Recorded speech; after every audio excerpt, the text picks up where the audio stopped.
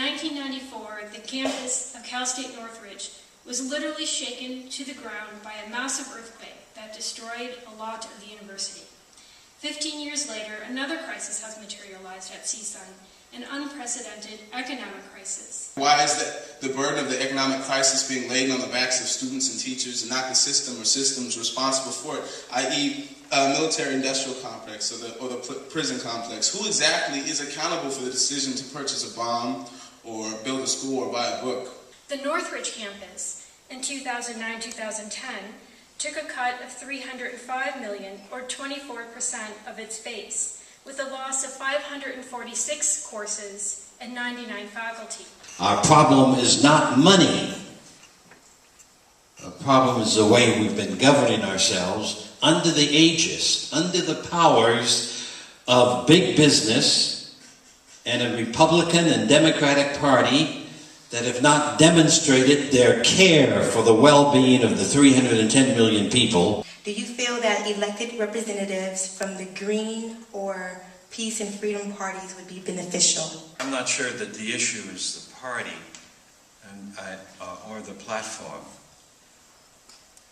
It is very tough in the United States for us to develop leaders of character in a society that is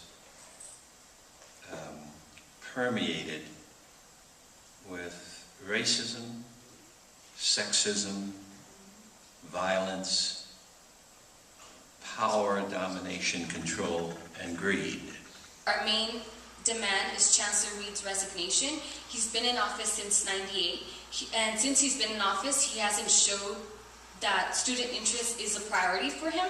In the past 2 years, he's given out administration salary increases totaling out to $6.5 million. To pretend that we can have a quality of life without a fair, decent, meaningful taxation system or systems is, of course, a lie. And last demand is recommitment to the California Master Plan. This was signed in 1960 by actually Governor Brown's father, and it pretty much promises a fully funded CSU. And even though it was signed, they have not stuck to it. We went ahead and occupied the Capitol and stayed there for over 2 weeks. We found that people come out, people were willing to raise their voices. We found an ad hoc community formed inside the Capitol. But nonviolence is not passivity. It is not passive resistance. Nonviolence is not pacifism. Nonviolence is not being apathetic. Nonviolence means engendering power in such a fashion that creates a new power equation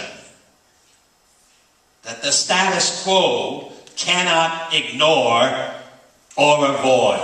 If we want to see change, if we want to see something different happen, then we need to create that change. We need to find ways of getting people involved and feeling like they have ownership of what they're doing, having control of what happens to their state and their university. This scene can be reversed probably in 5 to 10 years if we want to do it. But it will require students and faculty working together over a 5-10 year period, providing structure and continuity to make that happen. But it would also require students and faculty not to limit the struggle to the university, but to include their families, and their families to include other families, to include other civic organizations,